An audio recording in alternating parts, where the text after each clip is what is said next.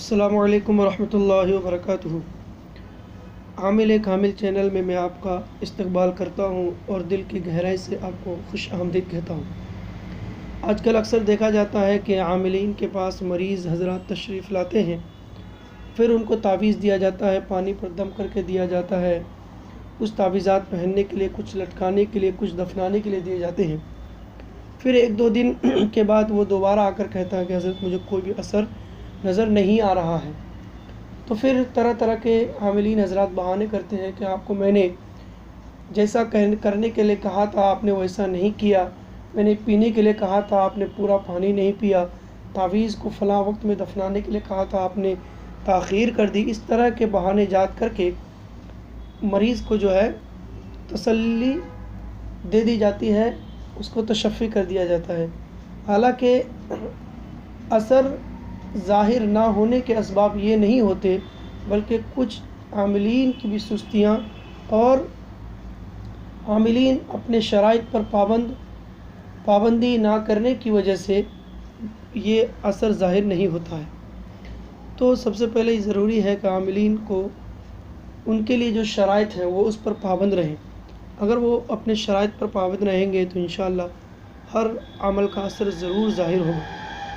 کچھ شرائط میں آپ لوگوں کی بارگاہ میں عرض کرتا ہوں۔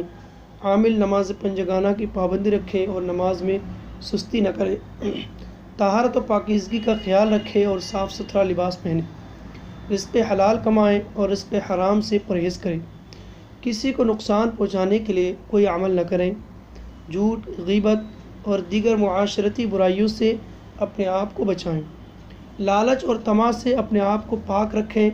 جب بھی کوئی نقش لکھیں پہلے اپنا حصار، چاروں کل شریف، آیت الکرسی 3 مرتبہ، اول و آخر درود شریف 3 مرتبہ پڑھ کر اپنے جسم و قلم اور جگہ کا حصار کریں۔ نقش ہمیشہ پاک و صاف جگہ پر بیٹھ کر لکھیں اور خوشبو لازمی لگائیں اور سلگائیں۔ اگر مریض آصف زدہ یا جادو سحر میں مبتلا ہے یا کوئی اور سخت مشکل ہے تو حسب توفیق صدقہ تعویذ دینے سے پہلے لازمی دلائیں۔ جو بھی عمل کریں توجہ و یکسوئی سے کریں، بے چینی اور وساوس کا اپنے اوپر غلبہ نہ ہونے دیں۔ ہر عمل یقین کامل اور عزم و ہمت سے کریں، ناکامی کا خوف اپنے اوپر مسلط نہ کریں۔ تقویٰ و طہارت اختیار کریں، کیونکہ یہ ایسی صفات ہیں جن کے باعث تمام عالم علوی و سفلی مطیع ہوتا ہے۔ ریاضت ہر کام کی بنیاد ہے، لہٰذا عامل کو چاہیے کہ ایسے وظائف کا اکثر ورد کرتا رہے جو انس و جن کے شر سے محفوظ رکھنے والے ہیں۔ تکبر و غرور سے اپنے آپ کو بچائیں، کیونکہ تکبر اور غرور اعمال کو برباد کر دیتا ہے۔ قلب و زبان و چشم کو ممنوعات شرع سے محفوظ رکھیں۔ یہ چند شرائط ہیں جس پر عامل کو پابند ہونا ضروری ہے۔